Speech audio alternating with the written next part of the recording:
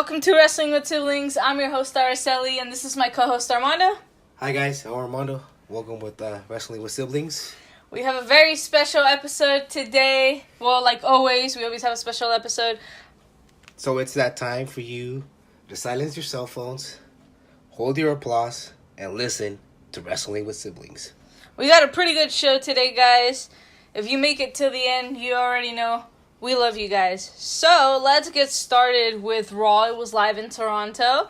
There was a surprise for Raw in Toronto, but we'll get into that when its time comes. Again, Roman Reigns opens up the show. He is the Universal Champion as of right now, for those of you who do not know that. Strowman, he calls out Strowman, and then Strowman comes out, and he basically tells him, I'm cashing in my Money in the Bank contract at Hell in a Cell. Which I think it's not so smart. If I was Strowman, I would have just done it randomly, surprised them, just because that's the point of the Money in the Bank. He's given Roman a heads up every single time. He's like, I will cash it in after this match, and Roman obviously has been prepared. He's had the Shield by his side. At Hell in a Cell, don't be surprised if one way or another the Shield finds their way into that match. And of course, we know who he ends up partnering up with. We will mention that in the main event. We won't give it away just yet. But I don't see, like we said last week, I don't see the purpose of a failed cash-in. They might as well had, Then he shouldn't have won it if he was going to fail it. Yeah. But, unlike your opinion, I do see it that he's going to fail. Just because of who he's going to face, Roman Reigns, and the fact that Roman's got the Shield on his side. And I see Roman keeping the title for a very, very long time.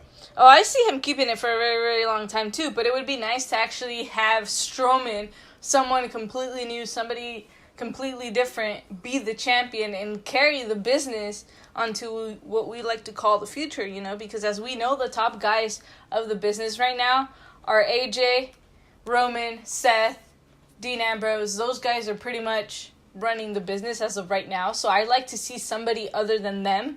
Yeah, that's true. But like I said, the way it's starting to look like Strowman's career is going to be like Big Show. Start off hot and then just plunge all the way down.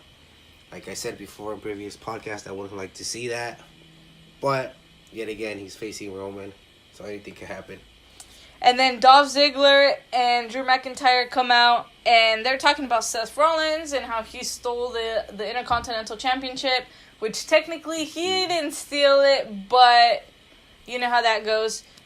It was pretty much fair game because each one had someone on their side, exactly, somebody on their corner. Someone on their side on their corner to help them out. So now they had even numbers, and the one that came out on top was Seth. Then McIntyre and Ziggler challenge Roman and Strowman to a tag match, and that becomes our main event. Constable Corbin, or the acting general manager, Corbin, makes the match official, so that's going to be our main event. Or as we like to call him, bootleg Corporate Kane. Yeah, bootleg Corporate Kane. Hey, he booked a pretty good show, I'm not even going to lie. That is true. I have to agree with that. We got to give him credit where credit is due, Let's get into the first match of the night, though, and that was, again, Finn Balor versus Baron Corbin. We've seen this match since, before Extreme Rules? A little bit before Extreme Rules, yeah. At this point, I know these two very, very well. I know I can pretty much evaluate them off the top of my head. Again, the match was okay. It wasn't disappointing, but it wasn't something that you were like, oh my god, this is the greatest thing ever, The thing about this match is that they know each other so well already. So it's hard to surprise each other with new moves. And when they do, that's usually how they end up winning. Yeah. At this point, like Armando said, they do know each other super, super well. They've worked with each other for the past month, the last couple of weeks. I do see, the improvement of Corbin, and he's putting himself out there, and I'm glad he's getting matches, that he's just not sitting backstage making matches. Finn Balor, as we've said, we strongly believe he belongs down in 205 Live. He can really elevate them down there. Especially because you need a top guy, and he's got the talent and his wrestling style Fits into 205. Yeah, fits into 205 and will be perfect. Because you got all the high flyers and they could do extraordinary things like Finn Balor. So it would work out perfectly in 205. Now, I don't remember if they made the match official, but it's happening again at Hell in a Cell, right? Most likely it's going to happen. It's going to be Finn Balor versus... Kevin Owens. Not Kevin Owens. Baron Corbin. My bad, sorry. And most likely we're going to get the Demon... King. That's what I was trying to say, and then I just completely went elsewhere. But yeah, I do see it going up into Hell in a Cell. That's probably going to be the last chapter. Might be the last chapter. We said it was going to be at SummerSlam, but they've continued, so we'll see where that goes. They both have a lot of potential. You know, they've both had pretty decent matches. It's going to go where it's going to have to go. Eventually, it's going to have to come to an end. You know, Baron is going to have to focus on other things as acting general manager. He's going to have to lose focus from Finn for a while. You know what I mean?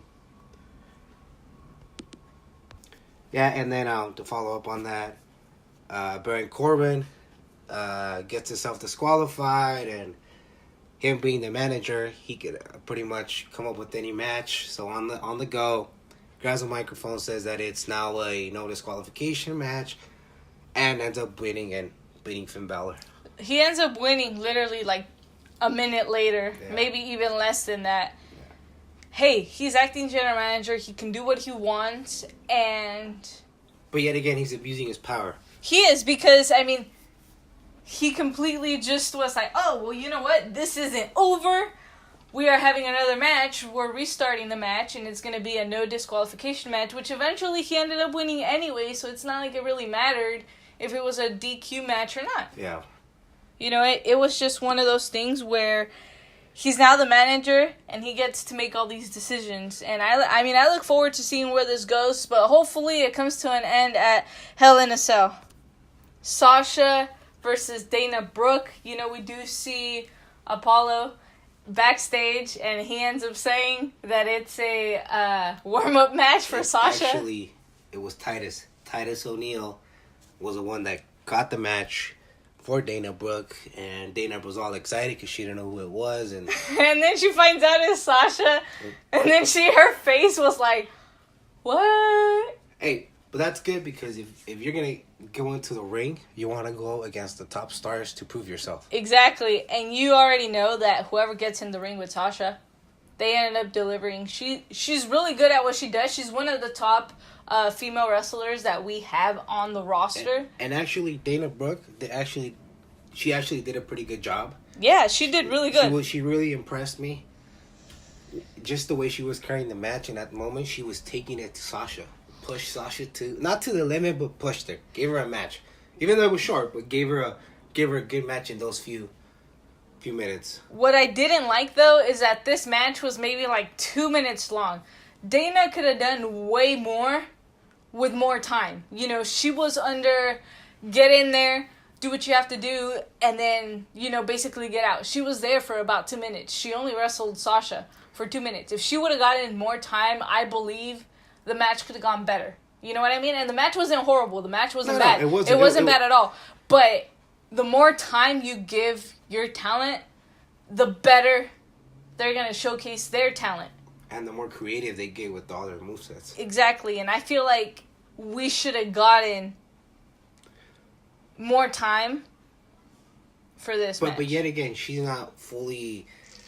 hasn't been fully wrestling for the past couple of months. She's been on Titus O'Neil and Apollo's corner. Part of Titus Worldwide. Yes. She's been their manager.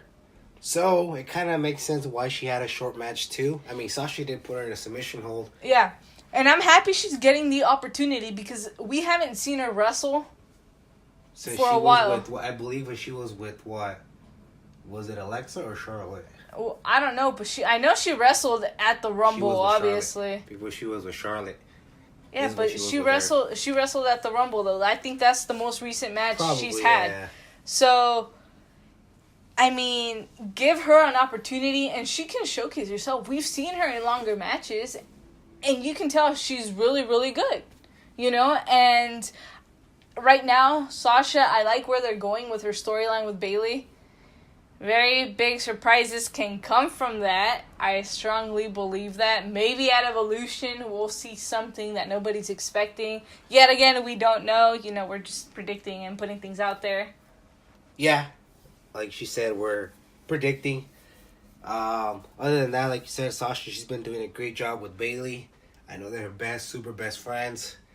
And just looking forward to what's yet to come with her. I feel that she should be in the title picture, but I kind of see why WWE hasn't thrown her in the women's championship match as of late. It's not her time just yet. Maybe at like a bigger pay-per-view, you know, going into WrestleMania type thing, she might be champion. Who knows? Because you never know. They always twist and turn stuff. Because keep in mind, Charlotte and Sasha are always in the historic matches that WWE always has. They main evented the first pay-per-view. They had the first ever Hell in a Cell match. You know, she was at the first ever Royal Rumble with, like, a whole bunch of other women. But if you really do think about it, her and Charlotte are always the ones that are, like, getting the main opportunity and always the ones that are making the historic matches and the first evers. And for her not to have a title shot for a while, it's kind of fishy. So that means WWE has something planned has for her. Something big planned for her.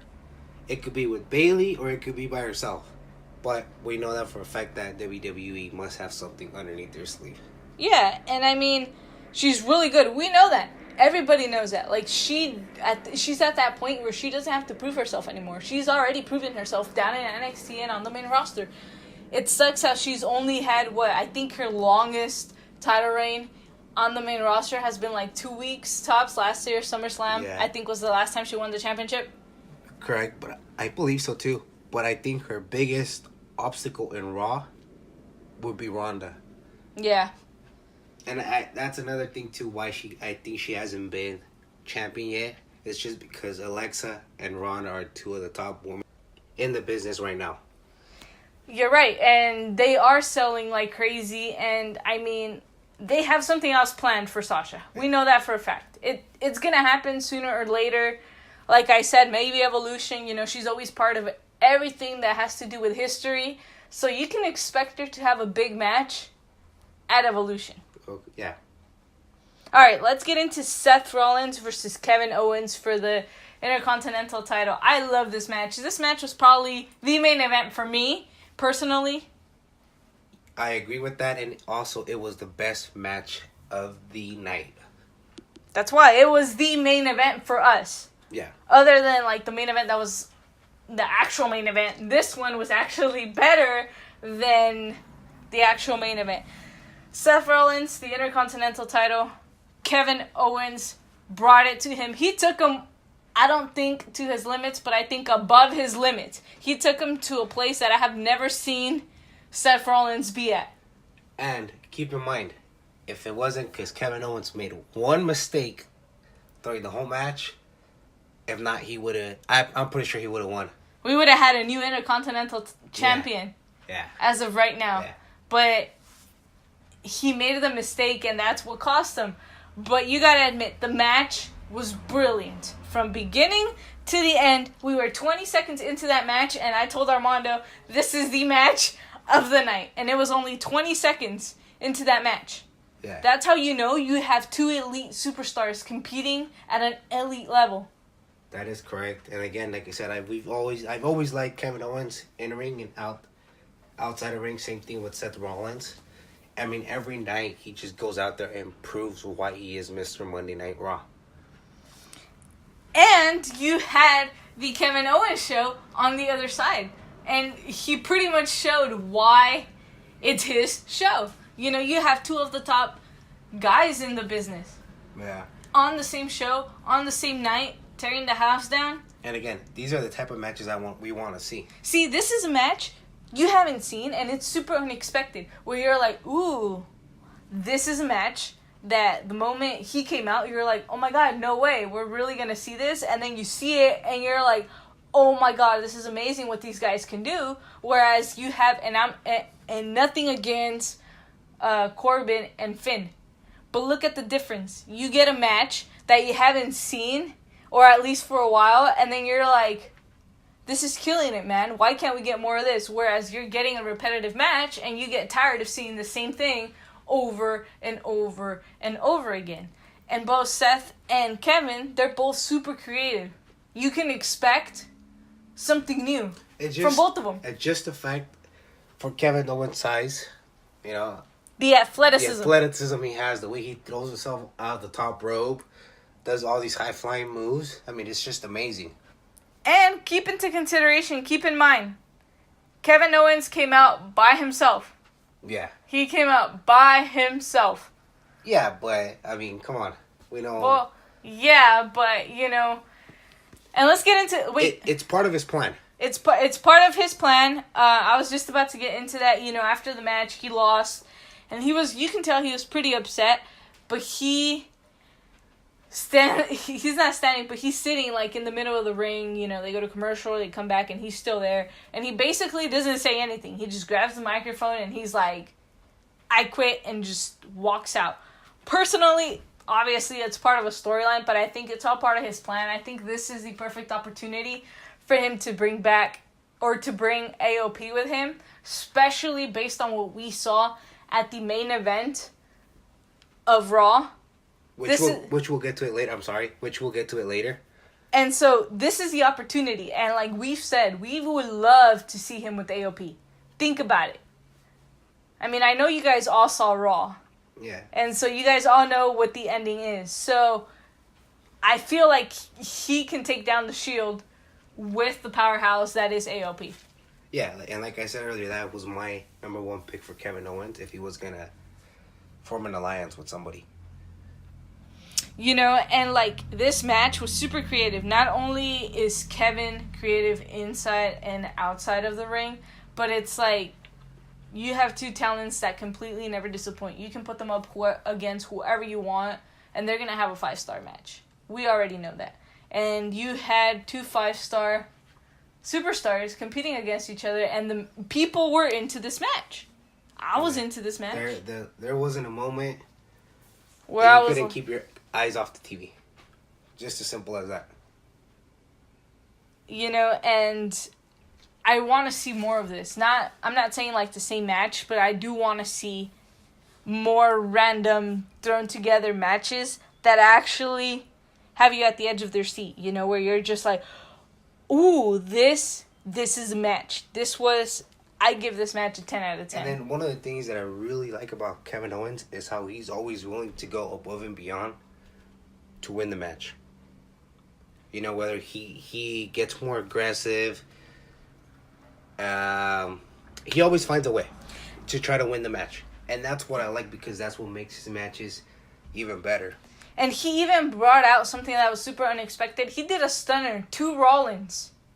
That, I wasn't expecting that. I saw him stunner Rollins, and I was like, what the hell? You know, it's one of those, like, what moments. And obviously the mistake I was talking about earlier was he was on the turnbuckle, I believe on the second rope turnbuckle. He jumped onto the third rope and then did a moonsault, and then he missed, and that's where Seth Rollins capitalized with the curve stomp and ended up winning. Yep. And that was a mistake, and at the end of the day, it cost him. Yep. And yet again, the creativity that he was trying to bring to the table is what pretty much cost him the match. But even then, you gotta admit, that man... The only thing that Kevin Owens is missing to be 10 is that he needs to get a submission hold. Because I don't recall if he has one, but if he's able to add a submission move into his arsenal and into his repertory of moves, then it will make it a perfect 10, because he'll be that guy that you could always use your submission move if you can't pin. Exactly. So keep that in mind. That's a great asset to have, though. You always have to somehow find a way to defeat your opponent, whether it's submission hold or whether it's pinning.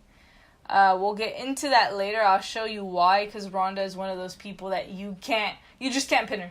Yeah. Same thing with Asuka. You can't pin them. Yeah. You know what I mean? Daniel Bryan is one of he's most likely not gonna, he's most likely, you're most likely not gonna beat him by pinfall. Yeah. You would have to make him tap. Yeah. That's kind of what I mean. There's certain people where you're just like, submission is the way to go, and you always have to have that. Like in this match, it would have been over if Kevin Owens would have had a submission move in his arsenal. I agree with you on that, but, let's move on to the next match, which was the B Team versus the Revival. Again, I don't know why the Revival wants to get a title shot if technically they're the only solid tag team in Raw right now. So, I mean, they're the only ones that pretty much are going to get the title shot regardless. You're actually right, because, we've mentioned this in previous podcasts. Technically, they're the only legit tag team that Raw has right now. They're not stacked like the SmackDown division. They're actually really light on tag teams down on Raw. And keep in mind, we're not underestimating the rest of the tag teams in Raw, but from what they've shown us, it's just pretty much the Revival that's there. The tag team, yeah. I mean, how many tag teams does SmackDown have that are actual tag teams? Like, not Cesaro and Sheamus. That's not what we're talking about. We're talking about the Usos. We're talking about the New Day, the Ascension, Luke Gallows, and Anderson. We've already named like 4 of them. So how many does Raw have? The Revival, the B Team, I guess, if you want to count them. Yeah. Other than that, you can pretty much stop counting unless we're missing somebody else. Let us know. Comment below.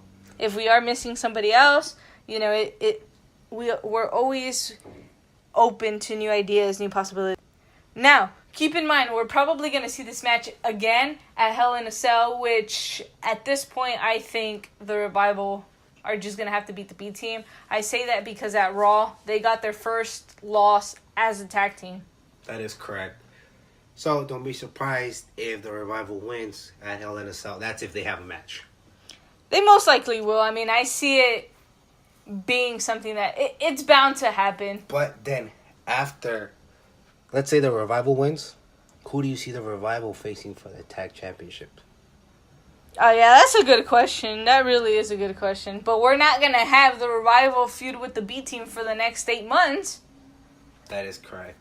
So we'll see. Somebody, some way, somehow, another tag team's going to have to come into the tag division. And I think I may have an idea of who it's going to be. Yep, me too. It's pretty obvious. If you guys really think about it, it's pretty obvious who's next in line for those tag titles. So we'll see how that ends up going. Let's get on to the next portion, which is going to be Elias.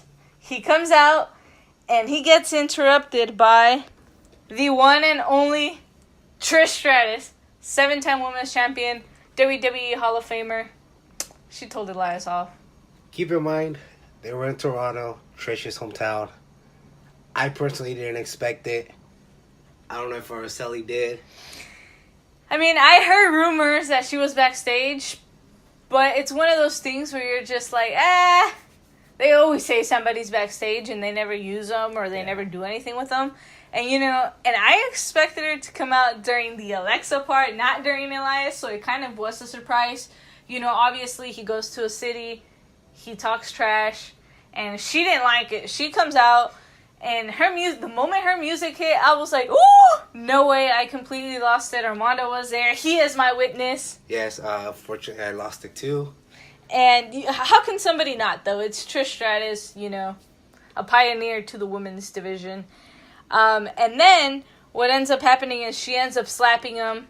And then eventually Alexa Bliss comes out. And they're promoting Alexa Bliss versus Trish Stratus at WWE Evolution, the first ever all-women's pay-per-view. Which I'm excited for. I really want to see the match. It's going to be the past versus the future. Another thing too, Mickie James came out, which I was really excited for because of the rivalry between Mickie James and Trish Stratus. Yeah, in the past, that was one of the greatest rivalries in Trish's career, aside from the one with Lita, Mickie James. And remember, she was the closest woman to get to her 7-time. Now, obviously, she's tied by Charlotte Flair. Will she be in Alexa Bliss's corner at Evolution? Who, Mickie James? Mickie James. Most likely, and I can see Trish having somebody in her corner as well. I don't know who, because Trish is friends with everybody, as we know, and she can have Lita, she can have Natty, she can have Ronda, just like we saw at Raw. She had Trish, it was Trish, Ronda, and Natty all in one corner, and then we had Alexa, Foxy, and Mickie James in one. You know what I mean? And Alexa versus Trish, it's going to be a really good match. I know everybody wanted to see Sasha versus Trish. I understand why. We kind of got a little teaser of it down at the Royal Rumble.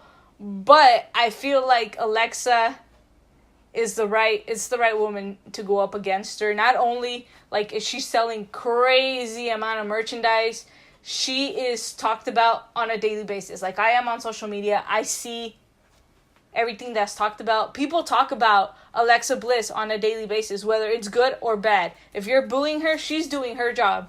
You know what I mean? And it's like, this is going to be a great match. You have somebody that played, like Trish Stratus was a trailblazer to the women's division. We are where we are today because of Trish Stratus. If she wasn't around, God knows where we would have been, you know? I believe the women's division would have been a whole lot different. But even then, they still probably would have got the attention that they have right now just because of the talent of women that they have. Yeah, like right now, and I know we said this, I think it was like on our first podcast back, where I was like, right now, the women's division in the WWE is the greatest women's division they've had in a really, really long time. And Armando and I were discussing this during Raw. Imagine if Trish, Lita, and like Beth Phoenix, and all of them were in the roster at this generation at their peak.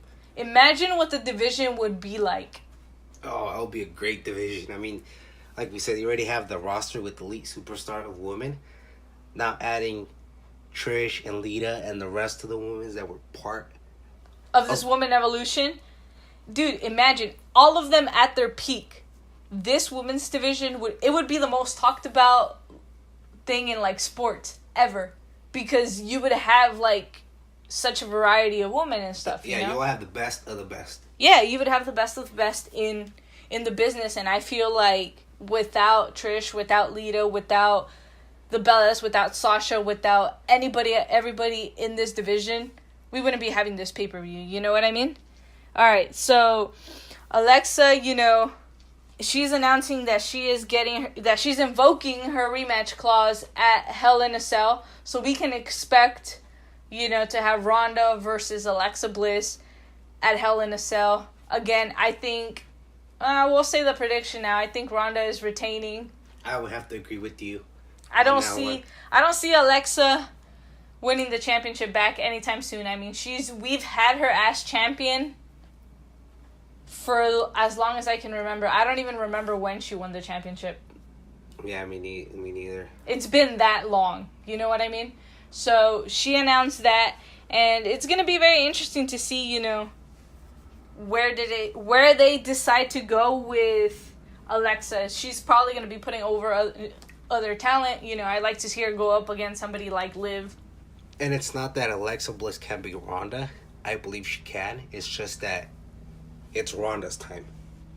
Yeah, it is. You brought Ronda for a reason. You brought her to be the best. The best and the champion, and why not the face of the women's division? And not only that, the publicity that comes with the name Ronda Rousey. She signed, everybody was talking about it. Every single news outlet was talking about it. She was she came out at the Rumble, when she came out the first time. Everybody was talking about it. Her WrestleMania match, every single person was talking about it. All the media outlets, everybody. So it's like the attention that she's bringing, especially now as champion, is completely, it's like huge. Yeah. So that's why I said it was Ronda's era, because it's her time now. It's now or never, basically, for Ronda.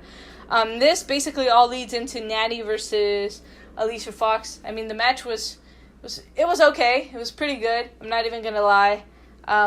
Obviously, Natty defeated Foxy. She made her tap. I saw that coming. See, that it's good to have submission maneuvers up your sleeve, because things like that can happen. All right, is that all we got for the women? I believe so. All right, Bobby Lashley versus the Ascension. Again, Bobby Lashley completely dominated the Ascension.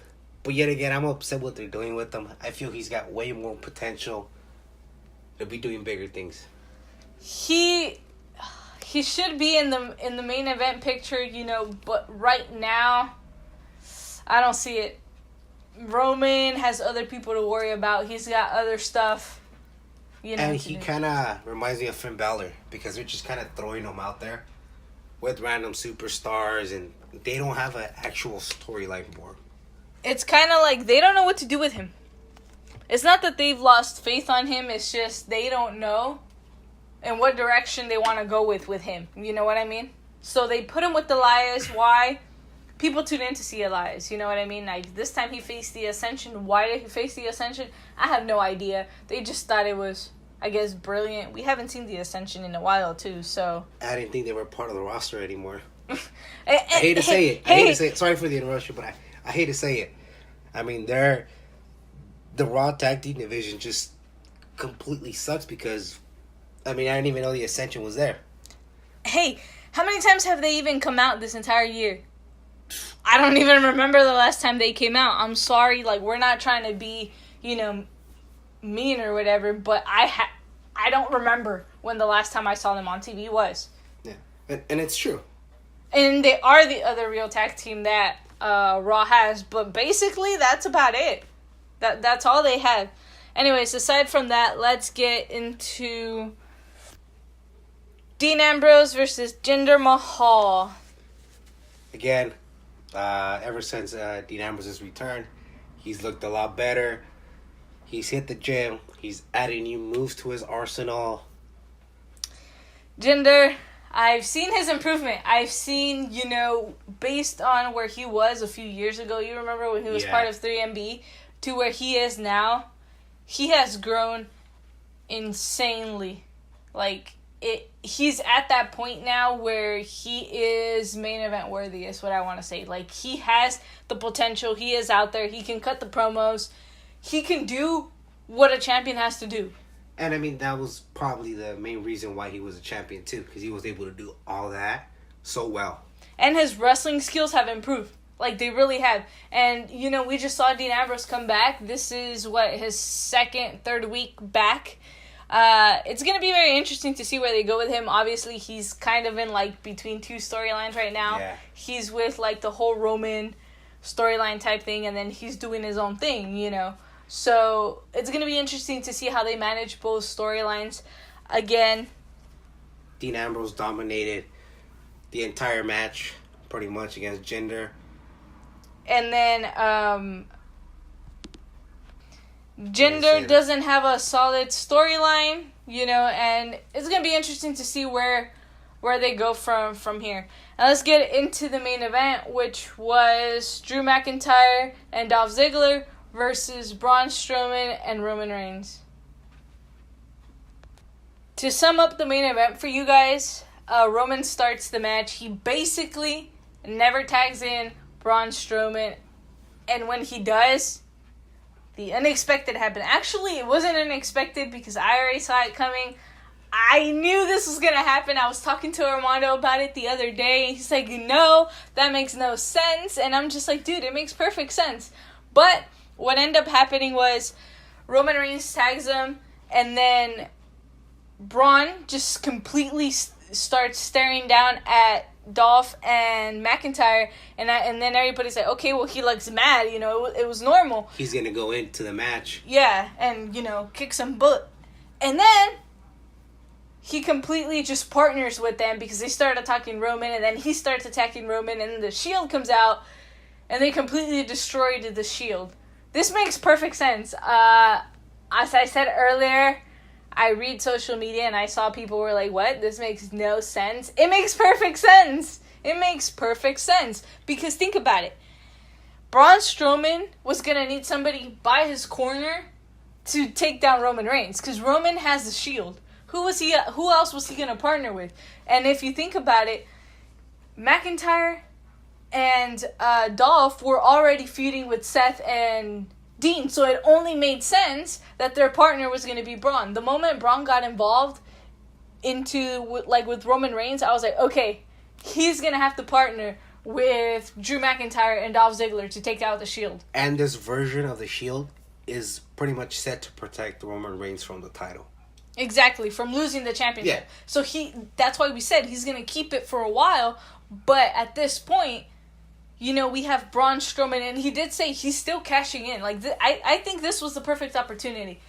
Completely destroy the Shield, and then go grab your briefcase, which he gave to Baron Corbin and told him, make sure you bring it to Hell in a Cell.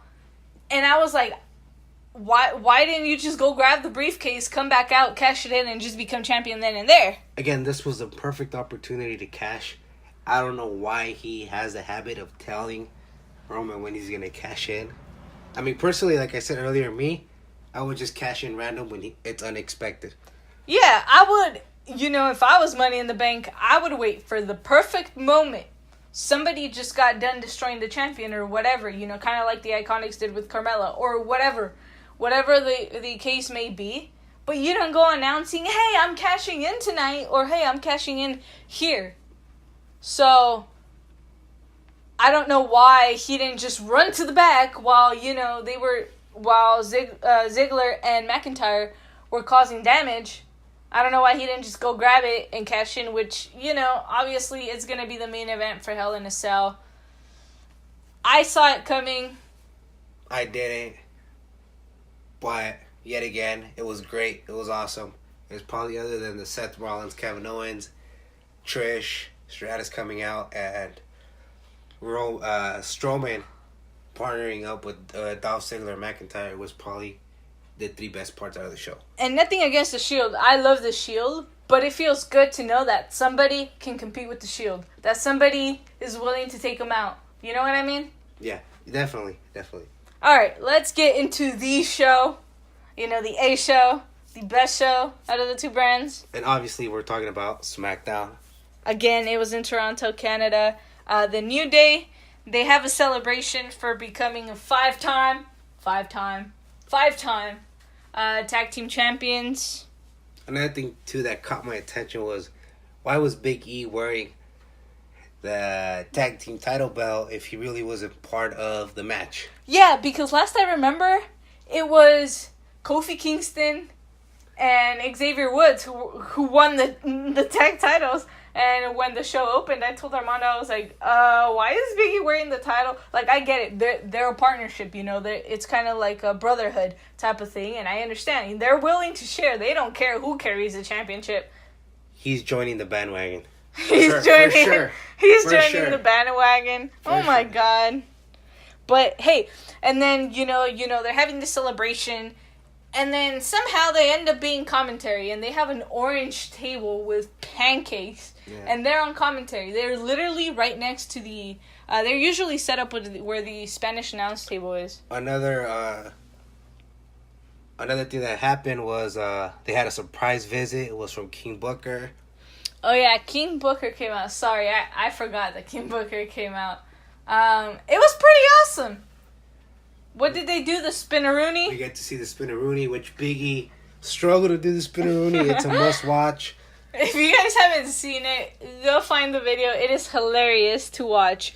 They had a triple threat tag team match. It was the Bar versus Primo and Epico and Gallows and Anderson. Gallows and Anderson. There you go. Sorry, I kind of blanked out for a second. Here's one of the things that really threw me off about the tag team triple threat, and me and Araceli kind of had a little discussion about this.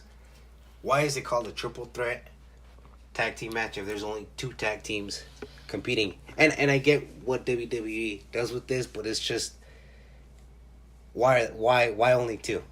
I had to sit there and explain this to Armando for about 10 minutes because he didn't get it. And I understand. I get it. That's how the rules work. I don't think it's the greatest idea. But at the same time, I see why. It's only two people. You know what I mean? And I see it too. Like, now that we discussed it. Now that I explained it to him. Well, not necessarily explain it, but I saw since the beginning why they did it, but it was just something I wanted to throw out there. Yeah, he was just kind of confused, you know, just let's be honest. I mean, I'm sure everybody's going to have the same question. Yeah, but I see why they do it. I mean, it stops the match from being all over the place, basically, because how is the ref going to keep up with 3 individuals just tagging one another? And if there's 3 individuals, you'll only be able to tag in your tag team partner. So at that point, it's like, okay, well, it just doesn't work efficiently like it would with just 2 people inside of the ring. You know, and it was a pretty good match. You know, the bar became successful. SmackDown, again, the tag team division is super competitive, no matter who you throw out there. It's stacked. Like, they don't use all of their tag teams. They really don't. And they still are willing, you know, able to deliver every single week. All right, let's get into Jeff Hardy versus Randy Orton. Before that, though, Jeff has written on his face, like, he kind of has, like, a face on one side, and then on the other side, he has RKO written on the other side, which we know is, you know, Randy Orton's finisher. Yeah. Jeff mentioned he was broken, and then he challenged Orton. He told him to come out and stuff, and he challenged him at Hell in a Cell, so we're for sure going to see, you know, step 2 of this match, which is going to be interesting to see because we've already seen how much this feud has elevated from bottom to the top, to where they are now. Yeah. We first saw Orton dominating Jeff, and now we saw Jeff fire back and pretty much show Orton that he's not going to be... I feel that the odds are even now, that this is going to be a more aggressive Jeff Hardy. We've seen it from what he showed last week and this week, that there's no more bullying him around.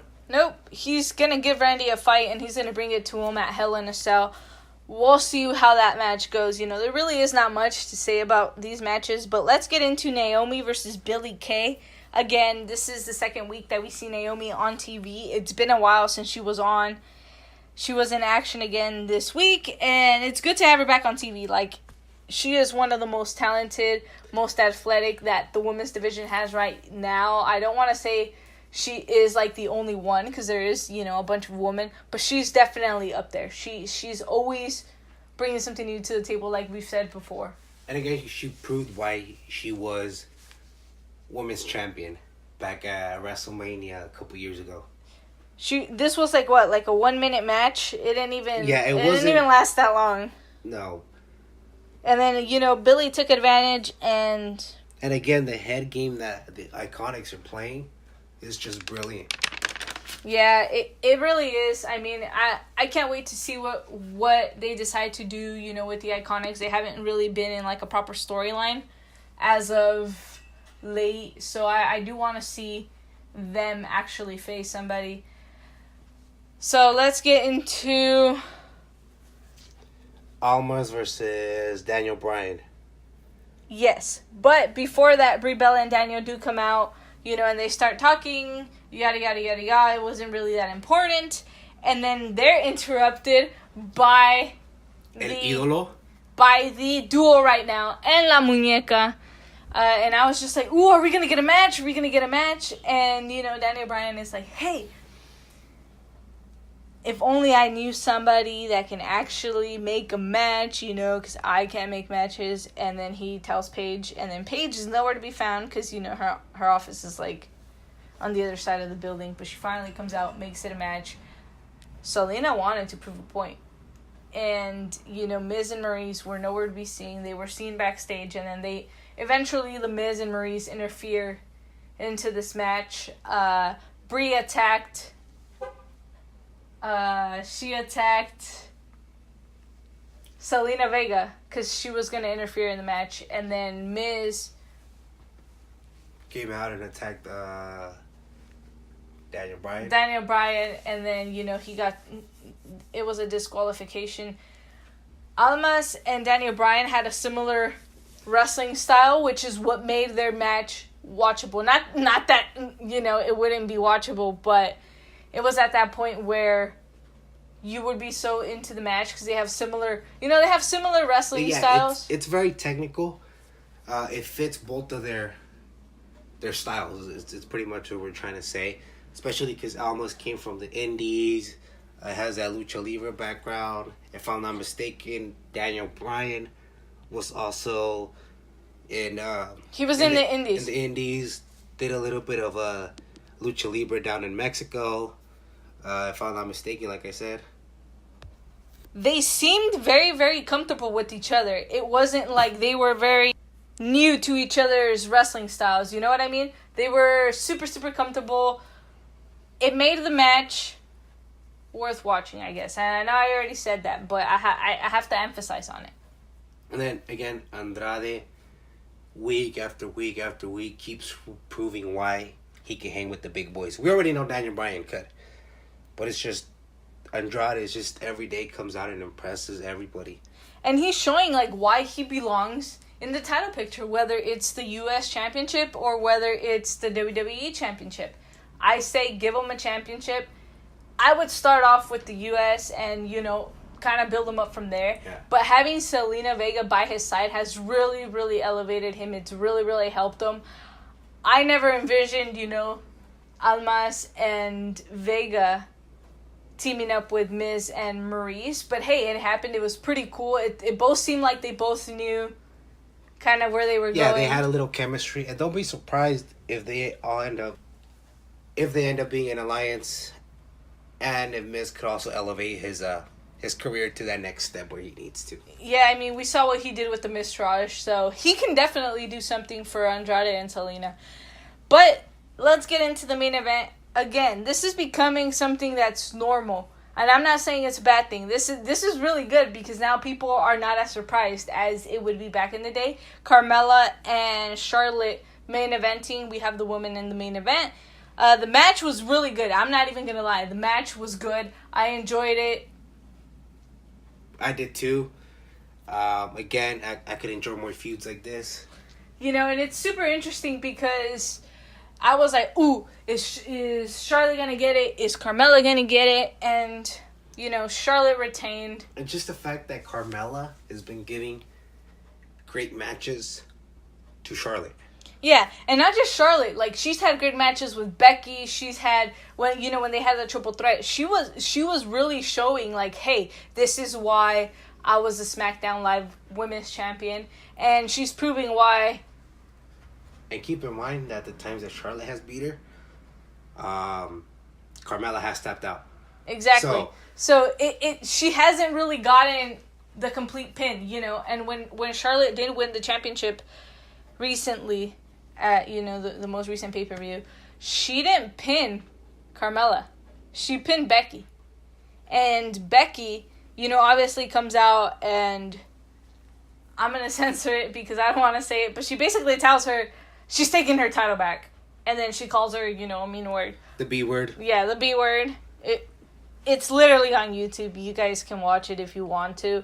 This is the feud that I look forward to, just like everything else in SmackDown, but this feud, it's been taken to a whole new level. I don't remember when the last time we actually saw a feud this interesting in the women's division that was in the main roster. I want to say it was either Nikki and Natty. I want to say that's what it was because they took it to the backstage, and they were always like hitting each other, and Carmella and Nikki was another one.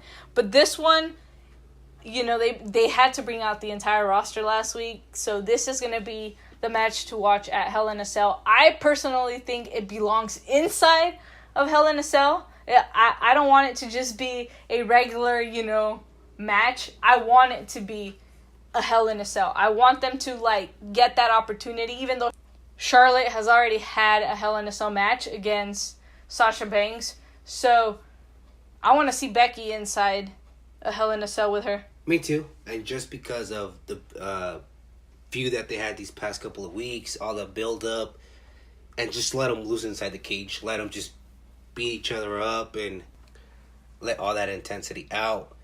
Don't be surprised if this match is better than Charlotte versus Sasha, that the previous match that they had.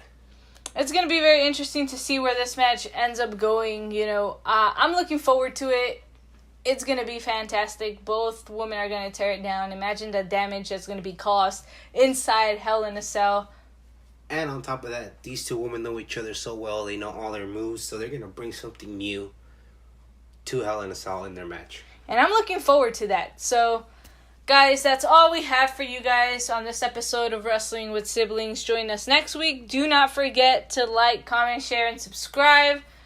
We'll see you guys next week on Wrestling with Siblings. For those of you who do not know what WWS stands for, Armando, what does it stand for? Wrestling with Siblings. Again, thank you guys so much for all the love and support. We'll see you guys again next week.